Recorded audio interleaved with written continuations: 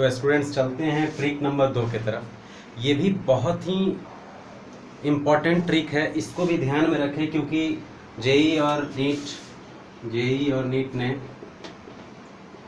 ऐसे भी क्वेश्चंस अपने प्रीवियस ईयर्स में पूछ रखे हैं। तो ध्यान देते हैं, मान लो किसी बिल्डिंग का, किसी टावर का हाइट आपको निकालना हो डायरेक्ट विद अ ट्रिक। आपको तो पता है कि ट्रिक कितना बेनिफिशियल होता है, बट लोग कंफ्यूज हो जाते हैं किस ट्रिक का इस्तेमाल करना कहाँ है। तो ध्यान रख के इसको ये क्विक रिव्यू के लिए ट्रिक बनाया जाता है कि क्विक में कैसे क्वेश्चंस को सॉल्व करें। तो देखते हैं, हाइट ऑफ अ टावर और height of a building, height of a कुछ भी, अगर किसी बड़े बड़े इमारतों की हाइट को निकालना है, टाइम दिया हो, तो डायरेक्ट कैसे ऑब्जर्व करेंगे। तो सबसे पहले देखते हैं, आपको पता है कि एस इक्वल्स क्या होता है, UT plus half A T square. अगर u क्या होता है, इनिशियली 0 होता है, g जो है अंडर ग्रेविटी 10 मीटर पर सेकेंड स्क्वायर, ये होता है एक्सेलरेशन अंडर ग्रेविटी। तो ऐसे टर्म्स में अगर हम s इक्वल्स निकालने की कोशिश करते हैं तो u 0 t और प्लस हाफ और 10 और t square is already that, और यहाँ 0 plus 10 t square upon 2, it means s equals 5t square. s equals 5t square, यानी s is directly proportional to t square. इसका मतलब हुआ कि जो डिस्प्लेसमेंट है, यानी जो हाइट है, यानी जो डिस्टेंस है, वो टाइम के स्क्वायर के इक्वल होता है। जैसे देखते हैं ये कैसे टाइम के स्क्वायर के इक्वल होता है। मान लीजिए 1 सेकेंड है, 1 सेकेंड, यहां ध्यान दीजिएगा, eight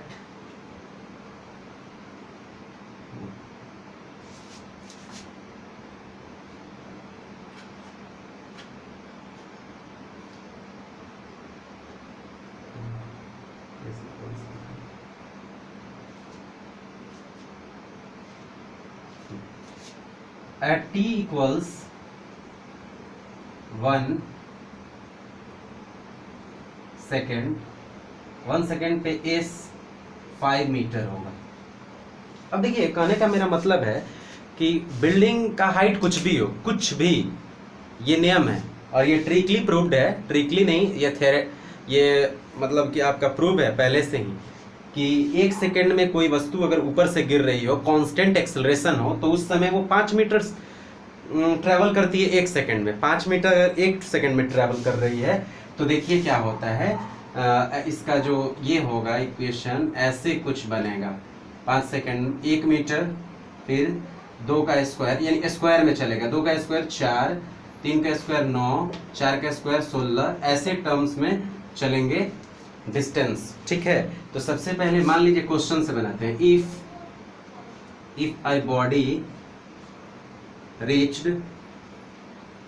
a body reached on ground in 3 seconds, then find the height of building. Find the height of building. Height of the building. Then find the height of a building. ये बहुत ही easy है। सबसे पहले इसमें कुछ करना नहीं है, जो जितना सेकंड बोला है, कितने सेकंड में, 1 सेकंड, 3 सेकंड में बोला है ना, तो 3 सेकंड में ध्यान रखना है कि ये स्क्वायर करना है। टाइम के स्क्वायर कितना होता है, वो s directly proportional t square, यानी कि आपका 3 सेकंड है तो 9 t स्क्वायर, और इनटू 1 सेकंड में 5 मीटर, तो 9 सेकंड में कितना हुआ, 5 से मल्टीप्लाई कर, यानी 45 मीटर हाइट है उस बिल्डिंग का।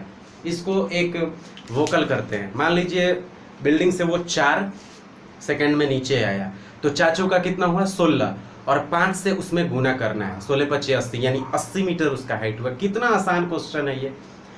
अगर मान लीजिए ये बिल्डिंग से वो नीचे गिरता है t इक्वल्स 10 सेकंड में, तो 10 का स्क्वायर कितना हुआ, 100, और 1 सेकंड में कितना, 5, यानी 500 मीटर उस बिल्डिंग का हाइट है ना। आसान क्वेश्चन। तो किसी भी height of a tower, height of a building निकालना हो, तो वो जो डिस्टेंस होता है उसका रिलेशन टाइम के स्क्वायर के साथ होता है।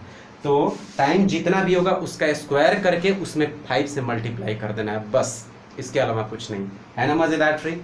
Thank you for understanding the concept and wait for the next video.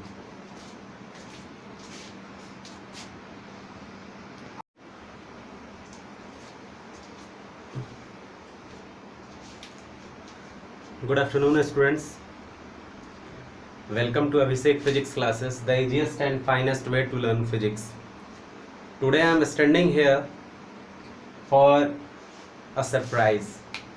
आज मैंने जेई और नीट के एस्पिरेंट्स के लिए कुछ खास लेके आया है, जो काइनेमेटिक्स और भी कुछ बेसिक प्रॉब्लम्स के ट्रिक मैंने डायरेक्ट अटेम्प्ट करने के लिए आज लेके आया है। तो उसे आपको ध्यान देना है और अच्छे से इसको ऑब्जर्व कीजिए, जिससे आपका एग्ज़ाम अच्छे से लिख सकें आप। तो देखते हैं कि बूटी सेक्शन, यहाँ पे गुरुजी ने एक बूटी दे रखी है, उसको ध्यान दीजिए।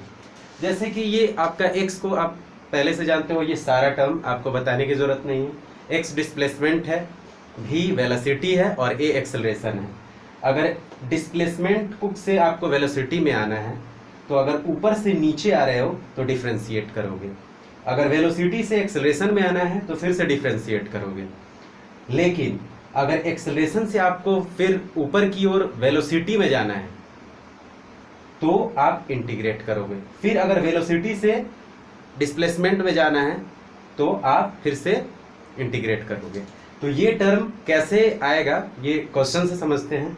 सबसे पहले एक और टर्म यहाँ पे है, a is equal to dv/dt, change in velocity with respect to time, और डबल डिफ्रेंशिएट करके भी डिस्प्लेसमेंट का आप एक्सेलरेशन निकाल सकते हैं। तो चलिए देखते हैं। सबसे पहले कुछ क्वेश्चंस है, जैसे ये क्वेश्चन है आपके पास, x is equal to 6t minus T square, ठीक है, ये क्वेश्चन है आपका। और इसमें आपको पूछा गया है, ठीक है, displacement distance,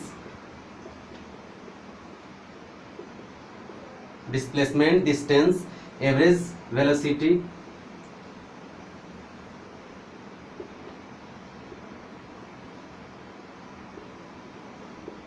average speed at time t equals 4 second. आप देखोगे कि अरे यार ये तो डिस्प्लेसमेंट का इक्वेशन है, मैं तो आसानी से सॉल्व कर लूंगा सर, लेकिन ये इतना आसान होता तो मैं आज ये ट्रिक लेके नहीं आता। इसलिए आसान ये नहीं लगेगा, अभी तो देखने में आसान लगेगा, लेकिन अगर ऐसे डिस्प्लेसमेंट के इक्वेशन दिए हो और यहाँ पे माइनस हो तो वो क्वेश्चन थोड़ा सा टफ नहीं, वो थोड़ा सा बनाने में मुश्किल होता है थोड़ा सा। तो उसी को इजी करने के लिए यहाँ पे मैंने एक ट्रिक को लिया है जो कि आपका बहुत ही बेनिफिट करेगा। तो देखते हैं कि इसको इस तरह के क्वेश्चंस को कैसे बनाते हैं। जब यहाँ पे माइनस हो तो यहाँ पे प्लस होता है तो बहुत ही इजीली आप कर लेते हैं। आखिर माइनस है तो यहाँ पे ये है कि डिस्टेंस से कम है डिस्प्लेसमेंट, यानी कि रिवर्स हुआ है। तो उसको देखते हैं कि कैसे बनाते हैं, ठीक है। तो सबसे पहले ऐसे क्वेश्चंस को करने के लिए नोट आप ध्यान दीजिएगा, ऐसे क्वेश्चंस को करने के लिए क्या करना होता है। फर्स्ट ऑफ ऑल आपको जो इक्वेशन दिया हुआ है उसको इक्वेशन को डिफरेंशिएट कर लेना है। इक्वेशन को आप इक्वेशन जो है डिस्प्लेसमेंट का है ना, उसको आपको डिफरेंशिएट करना है। चलिए डिफरेंशिएट करते हैं, वेरी इजी। तो v is equals dx upon dt होता है, dx अपॉन dt, तो कितना होगा dx 6t minus T square upon dt। आप इंटीग्रेट करोगे तो कितना आएगा 6 माइनस 2t। ये हो गया आपका वेलोसिटी का इक्वेशन, वेलोसिटी का इक्वेशन। अब देखिए आपको उसके बाद फर्दर क्या करना है, फर्दर आपको ध्यान देना है। फर्दर इस प्रोसेस में होता क्या है, आपको चेक करना होगा। You will have to check, you should check that where velocity being 0 मतलब किस टाइम पे वेलोसिटी जीरो हो रहा है ये देखना होगा आपको। तो वेलोसिटी जीरो हो रहा है तो वो इक्वेशन क्या है, v is equal to 6 minus 2t। तो यहाँ पे v वेलोसिटी को जीरो अगर करते हो माइनस t, तो आप देखो t इक्वल्स आपका 3 सेकेंड यहाँ से आएगा, यानी कि 3 सेकेंड पे जाके वेलोसिटी जीरो हो जाता है। 3 सेकेंड पे वेलोसिटी जीरो हो जा रहा है और सारे क्वेश्चंस आपके 4 सेकेंड पे पूछे हुए हैं, तो 3 सेकेंड पे तो जीरो हो रहा है। तो ऑब्वियस सी बात है कि इसमें कुछ ना कुछ परेशानी है, तो इसको देखते हैं, सॉल्व करते हैं। ये 2 नोट्स आपको मोस्टली इस तरह के क्वेश्चंस को सॉल्व करने के लिए याद रखना होगा कि सबसे पहले जो इक्वेशन दिया होगा उसका आप डिफरेंशिएट करके वेलोसिटी में कन्वर्ट करोगे और वेलोसिटी चेक करोगे कि जीरो कब होता है और कितने सेकेंड पे होता है। तो ठीक है, तो ऐसे क्वेश्चंस को ऐसे करने के बाद आप आओगे आगे। ठीक है, ऐसे क्वेश्चन करने के बाद आप आगे आओगे।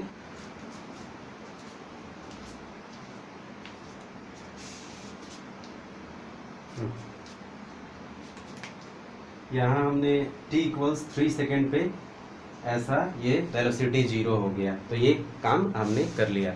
उसके बाद देखते हैं क्वेश्चंस पे आते हैं, ये सारा क्वेश्चंस कैसे डील करेंगे। पहली बार डिस्प्लेसमेंट 4 सेकेंड पे देखते हैं।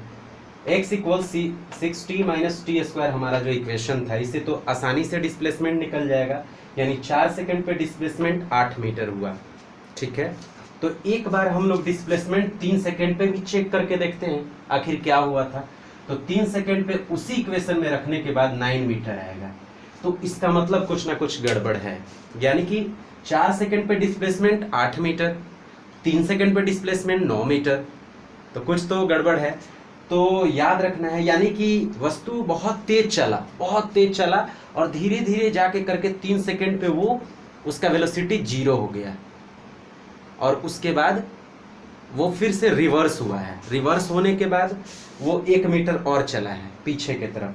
तो देखिए पीछे की तरफ चला है, तो डिस्टेंस के अकॉर्डिंग इसका मतलब हुआ कि 3 सेकेंड पे 9 और डिस्प्लेसमेंट 1 मीटर और पीछे गया है, यानी कि 10 मीटर डिस्प्लेसमेंट। ठीक है, डिस्प्लेसमेंट 10 मीटर हो गया आपका। अब आपका जो अगला क्वेश्चन है 3 नंबर और 4 नंबर, तो बहुत ही आसान क्वेश्चन है। एवरेज वेलोसिटी कैसे निकालते हो?